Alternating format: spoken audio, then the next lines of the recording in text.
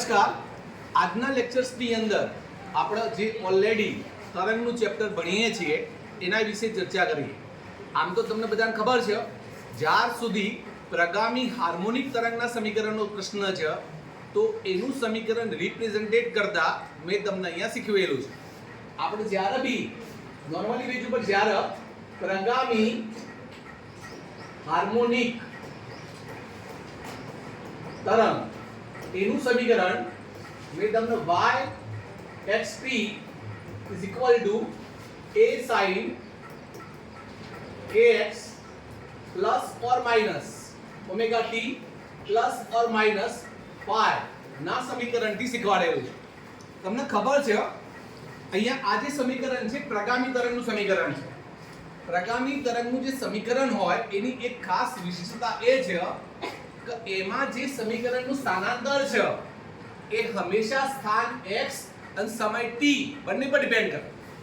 ધારો કે આપણે આના આગળ SHM ની ગતિ શીખ્યા હતા, પણ SHM ની ગતિ દરમિયાન સ્થાનને મહત્વ આપવામાં નહીં આવતું. કે કોઈ પણ જગ્યાએ SHM ગતિ કરી શકે છે, પણ તરંગ સમીકરણ જ્યારે તમે રિપ્રેઝેન્ટેટ કરતા હોય તો એ વખતે કણનું સ્થાન અને સેકન્ડ સમય આ બંને વસ્તુ ત્યાં કમ્પલસરી હોવી જોઈએ. હવે માની લો તમને કદાચ આ તો ખબર પડતી હશે. હવે ધારો હું અહીંયા તમને એક નોર્મલ ક્વેશ્ચન્સ પૂછું, ધારો આના એકોર્ડિંગ આપણે કોઈ આના એકોર્ડિંગ ધારો હું કોઈ આકૃતિ દોરવાનો પ્રયત્ન કરું તો કદાચ આ રીતે ડ્રો કરી શકું છું. માની લો કે આપણા x અક્ષ છે, અહીંયા આપણા માટે y અક્ષ છે, અહીંયા ધારો આ રીતે કોઈ તરંગ પસાર થાય. તમને અહીંયા ખબર છે કે અહીંયા બેઝિકલી તરંગ કઈ દિશામાં પ્રસરણ પામે છે? તરંગ કઈ દિશામાં પ્રસરણ પામે છે? x ધન x દિશામાં. તો આ જે ડાયરેક્શન છે એ ડાયરેક્શન ઓફ પ્રોપગેશન છે. મતલબ તરંગ જે દિશામાં જાય છે એની ડાયરેક્શન છે, તરંગ પ્રસરણની દિશા છે.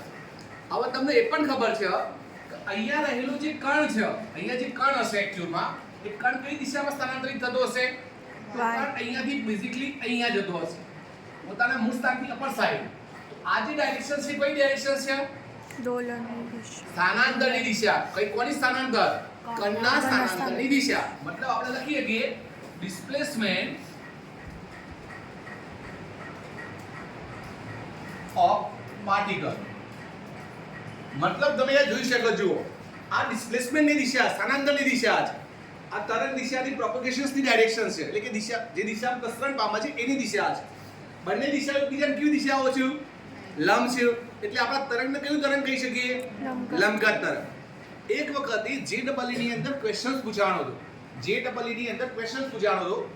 આ રીતે આખું સમીકરણ આપી દીધું અને સમીકરણની અંદર પૂછ્યું હતું કે સમીકરણની અંદર રહેલી જે ટર્મ્સ y છે, સમીકરણની અંદર રહેલી ટર્મ્સ y છે એ ખાલી જગ્યા રિપ્રેઝેન્ટેટ કરે છે. મતલબ એ શું દર્શાવે છે? હવે એના ચાર ઓપ્શન્સ હતા. કયા ઓપ્શન્સ હતા જુઓ. પહેલો ઓપ્શન હતો ડિસ્પ્લેસમેન્ટ. પહેલો ઓપ્શન ડિસ્પ્લેસમેન્ટ. ડિસ્પ્લેસમેન્ટ એટલે સ્થાનાંતર. બીજો ઓપ્શન હતો ડેન્સિટી. ડેન્સિટી મતલબ ઘનતા થાય. ત્રીજો ઓપ્શન હતો પ્રેશર. પ્રેશર નો મતલબ દબાણ. અને ચોથો ઓપ્શન હતો ઇલેક્ટ્રોમેગ્નેટિક ફીલ્ડ, મતલબ વિદ્યુતીય અને ચુંબકીય ક્ષેત્ર. તો તમે જસ્ટ ખાલી નોર્મલી પેજ ઉપર વિચારો કે અહીંયા આપણા કણનું સ્થાનાંતર આપણે કહીએ છીએ, અહીંયા આપણી થિયરીની અંદર બુક્સની અંદર એવું કહીએ છીએ આ એક્ચ્યુઅલ બધી ડાયરેક્શન છે. એ કોની ડાયરેક્શન છે? કણના સ્થાનાંતર એટલે ડિસ્પ્લેસમેન્ટ ડાયરેક્શન્સ થઈ. તો નિયમ પ્રમાણે તમને એવું પૂછે છે ધારો કે કણ કઈ ડાયરેક્શન્સમાં ડિસ્પ્લેસમેન્ટ કરે છે? y અક્ષમાં. તો એ y નું મતલબ શું થાય? આ ચારમાંથી કયો ઓપ્શન આવે? તો જનરલી આપણે શું કહીએ? a. પણ ત્યાં આપણી ભૂલ હશે. આ ઓપ્શન્સની અંદર મોટા ભાગના વિદ્યાર્થીઓ અહીંયા ડિસ્પ્લેસમેન્ટ કરીને જ આવતા રહે છે કે સ્થાનાંતર જ હશે, પણ સ્થાનાંતર નહીં. તમે યાદ કરો આ જે તરંગ મેં એ બતાવેલું છે એ કયું તરંગ છે? લંબઘાત છે. તમે એ રીતે સંગત તરંગ ના લઈ શકો. આ જે તરંગ સમીકરણ છે, તરંગ સમીકરણ, તો તરંગની અંદર તો લંબઘાત અને સંગત બંને આવે. અને જ્યારે તમે લંબઘાત તરંગની વાત કરો તો તમે કહી શકો સ્થાનાંતર, પણ જ્યારે સંગત તરંગની વાત કરો ત્યારે એ વખત તો પ્રેશર એ આવો અને ઘનતા એ આવો. આવા કે ના આવો તો તમારે એ વખતે પ્રેશર બી લખવું પડે, ઘનતા બી લખવું પડે. અને કદાચ તમે જો પ્રકાશના તરંગની વાત કરતા હોય તો પ્રકાશના તરંગને તમે સમજશો 12 સાયન્સ ની અંદર ચેપ્ટર નંબર 8 માં, જેમાં પણ ક્લિયર કટ હશે કે પ્રકાશનું તરંગ આ દિશામાં પ્રસરણ પામે છે અને આ દિશા કોની હશે? વિદ્યુતીય ક્ષેત્ર અને ચુંબકીય ક્ષેત્ર. તો મતલબ ચોથો ઓપ્શન બી આવશે. આમાં જવાબ આવતો હતો 4 એ 4 ઓપ્શન. અને આપણે કયો લખીને આવીએ? પહેલો ઓપ્શન ડિસ્પ્લેસમેન્ટ વાળો સ્વીકારીને આવીએ. ત્યાં આપણી બેઝિકલી શું પડશે? ભૂલ પડશે. તો તમારે અહીંયા આ ટાઈપના એમસીક્યુ થોડાક વિચારીને કરવા પડે. ખાલી ફક્ત અહીંયા આ ટાઈપનું સમીકરણ જોઈ લો અને તમે એવું વિચારી લો કે y નો મતલબ ડિસ્પ્લેસમેન્ટ જ છે, સ્થાનાંતર જ છે, તો એ તો લંબગત તરંગ માટે આપણે અહીંયા સ્થાનાંતર કહીએ છીએ. સંગત તરંગ માટે તમે પ્રેશરનો તફાવત લઈ શકો છો, ઘનતાનો તફાવત લઈ શકો છો, તો એ વસ્તુ ત્યાં ઇન્ક્લુડ કરવી પડશે. અચ્છા, બીજા થોડા જે આ ટાઈપનું એક એમસીક્યુ પૂછાણો તો JEE ની અંદર, તો તમે એ બી જુઓ. ધારો કે તમને અહીંયા સમીકરણ આપ્યું હતું કે y = ex bt નો હોલ સ્ક્વેર. આવું એક સમીકરણ છે. હવે તમને પ્રશ્ન એ પૂછેલો છે આ સમીકરણ એ તરંગ સમીકરણ છે, મતલબ આનો વેવ ઇક્વેશન્સ કહેવાય? યસ ઓર નો? આ તરંગ સમીકરણ કહેવાય? તમને જે લાગતું આન્સર બોલો, યસ કે નો? નો. તમે કેમ નો કીધો? કારણ કે એનું સીધું રીઝન છે. તમને તો મગજમાં એવું ફિટ થઈ ગયું છે કે જ્યારે સાઇન અને કોસાઇન વિધેય હોય એમાં વળી x, સમય અને કળા આ બધી ટર્મ્સ હોય તો તમે એને નોર્મલી બેઝ ઉપર તરંગ સમીકરણ કહી શકો છો. આપણે તરંગની વાતમાં કીધું હતું કે તરંગ મતલબ શું છે? તરંગ શું છે? માધ્યમમાં વિક્ષોભની ગતિ. માધ્યમ હોય એની અંદર જે ડિસ્ટર્બન્સ છે એ ડિસ્ટર્બન્સનો motion of disturbance is called waves. તો કહેવાનો મતલબ એ છે કે શું આ તરંગની જે કન્ડિશન છે એ ફોલો કરે? તમે ચેક આઉટ કરી શકો. જુઓ, માની લો અહીંયા જે આ ટર્મ્સ છે એમાં x = 0, એટલે સોરી આપણે આખી ટર્મ્સ જ લઈ લેજો. અહીંયા ધારો હું લઈ લો, માની લો x - bt બરાબર હું 0 લઈ લઉં. x - bt બરાબર કિંમત 0 લઈ લઈએ તો મને y બરાબર શું મળશે મિત્રો? e ની 0 ઘાત નો વર્ગ 0 અને e ની 0 ઘાત જવાબ કેટલો આવે? 1 આવે. તો જવાબ 1 આવ્યો. માની લો હું અહીંયા x - bt ની કિંમત ઇન્ફિનિટી લઈ લઉં છું. x - bt ની કિંમત ઇન્ફિનિટી લઈ લઉં છું. તો અહીંયા નોર્મલી બીજું મારો જવાબ શું આવશે? y = ઇન્ફિનિટી નો વર્ગ. ઇન્ફિનિટી નો વર્ગ, ઇન્ફિનિટી. અને કોઈ પણ ની ઇન્ફિનિટી જવાબ કેટલો આવે? 0. માની લો હું અહીંયા x - bt બરાબર -ઇન્ફિનિટી લઉં તો મારો જવાબ શું આવશે? y =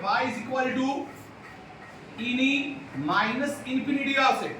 -ઇન્ફિનિટી નો વર્ગ, -ઇન્ફિનિટી. તો તમે અહીંયા 1/e ઇન્ફિનિટી કરી લો તો બી જવાબ કેટલો થઈ ગયો? 0. હવે તમે ધ્યાનથી સમજવાની ટ્રાય કરો. આના ઉપરથી તમે ગ્રાફ દોરો તો તમને ગ્રાફ કેવો મળે જુઓ. તમે માની લો આ x અક્ષ લઈ લો, આ y અક્ષ લઈ લો. અહીંયા y ની કિંમત તો આપણે શોધવી છે. x ની કિંમત e રેસ્ટ ટુ જુઓ. અહીંયા y ની કિંમત લઈ લો 0, ઇન્ફિનિટી, ઇન્ફિનિટી. એટલે કાં કરો, અહીંયા આપણે લઈએ -ઇન્ફિનિટી, અહીંયા લઈ લઈએ આપણે +ઇન્ફિનિટી, અહીંયા x ની કિંમત લઈ લઈએ 0. એના એકોર્ડિંગ તમે y ની વેલ્યુ લો. જો આ y ની કિંમત આપણે લઈ લો 1. તો જો અહીંયા કિંમત મળે છે 1. અહીંયાથી આલેખ આવશે આમ, અહીંયાથી આલેખ આવશે આમ. આ તમે આની વચ્ચેની કોઈ બી વેલ્યુ લો, કોઈ બી વેલ્યુ લો. ધારો કોઈ +5 લે, -5 લે, +7 લે, -7 લે, તમારો ગ્રાફ આ બંનેની વચ્ચે આ રીતે ફરે જ જશે. અને આ કઈ ગતિ છે? આ તો SHM ની ગતિ છે. અને SHM ની ગતિ હોય તો તરંગ સમીકરણ રિપ્રેઝેન્ટ કરે કે ના કરે? એટલું યાદ રાખજો, જે કણ SHM ની ગતિ કરે એ નોર્મલી બેઝ ઉપર તરંગ સમીકરણ તો રિપ્રેઝેન્ટ કરે જ. તો અહીંયા આ સમીકરણ પણ તરંગ સમીકરણ રજૂ કરશે. એટલે આ કહી શકાય કે એક્ચ્યુઅલમાં વેવ ઇક્વેશન છે. તો આપણો આન્સર આવશે યસ. તો આપણે અમુક જગ્યાએ ફિક્સ કરેલા છે કાટલું હોય. ધારો કે મેં તમને કીધું હતું કે y = sin kx - ωt + y જેવું સમીકરણ હોય તો તરંગ સમીકરણ કહેવાય. એવું નહીં. તમને ખબર છે કે તરંગની ડિસ્ટર્બન્સના લીધે ક્રિએટ થાય. ડિસ્ટર્બન્સનો મતલબ જ SHM છે. તમે ઘણા બધા વિડિયો બી જોયા હશે જેમાં SHM ની ગતિના લીધે તરંગ પ્રોડ્યુસ થતા દેખાડ્યા તમે અહીંયા. તો તમારે SHM ની કન્ડિશન્સ હવે ફોલો થઈ કે ના થઈ? અલગ અલગ વેલ્યુઝ લીધી તો તમારે SHM ની વેલ્યુ જે કન્ડિશન્સ છે એ ફોલો થતી જોવા મળે છે. તો આપણે એક વાત કહી શકીએ કે નોર્મલી વીજ ઉપર આ વેવ ઇક્વેશન્સને રજૂ કરે છે. ઓકે, આઈ હોપ કે તમને આ લેક્ચર પસંદ આવ્યું હશે. આના પછીના લેક્ચર 3 ની અંદર આપણે સ્થિર તરંગની ચર્ચા કરીશું. નમસ્કાર.